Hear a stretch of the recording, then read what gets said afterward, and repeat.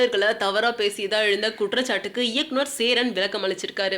சென்னையில படவிழா ஒண்ணுத்துல பேசிய இயக்குனர் சேரன், தமிழகத்துல திருட்டு டிவிடி அதிகரிச்சிருக்கு. இலங்கை தமிழர்கள் புதிய திரைப்படங்களை இணையதளங்கள்ல வெளியிடுறத அறிஞ்சு வேதனைப்படுறேன் அப்படின்னு பேசியிருந்தாரு. இதுக்கப்புறம் அவருடைய பேச்சுக்கு பரவலா கண்டனங்கள் கூட எழுந்திருந்துச்சு. இந்த நிலையில இந்த விவகாரம் தொடர்பா இயக்குனர் சேரன் அறிக்கை ஒண்ணு வெளியிட்டிருக்காரு. அதுல அவர் என்ன சொல்லியிருக்காருன்னா, என்னை பத்தி தெரிஞ்சவங்களுக்கு நான் எதுக்காக பேசினேன், யாரை பத்தி பேசியிருப்பேன் அப்படின்றது கண்டிப்பா புரிஞ்சிருக்கும் அப்படின்னும், என தெரியாதவங்களுக்கு நான் என்ன விளக்கம் சொல்றது எனக்கு தெரியல அப்படின்னும் சொல்லியிருக்காரு. இது வரைக்கும் திரையுலகத்துல வெளிநாடுகள்ல இருந்து திருட்டு டிவிடி தான் வந்துட்டு இருக்கு.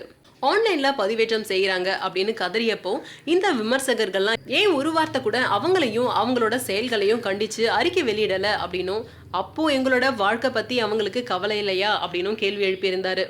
உலகமெங்கும் இருக்க நண்பர்களை கொண்டு C2H நிறுவன கிளைகள் தொடங்க முயன்றப்போ அவங்கள தடுத்தவங்க, மிரட்டியவங்க இன்னும் திருட்டுத்தனமா விற்கிறவங்களா தான் இருக்காங்க. ஒட்டுமொத்த இலங்கை தமிழர்களை நான் சொல்லியிருக்கேன் அப்படின்றது தப்பு. நல்ல குணமும் நேர்மையும் கொண்ட ஈழத் தமிழர்களுக்கும் போராளிகளுக்கும் என்ன நல்லாவே தெரியும். அவங்க யாரும் என்ன தவறா நினைக்க மாட்டாங்க அப்படின்னு சொல்லியிருந்தாரு சேரன்.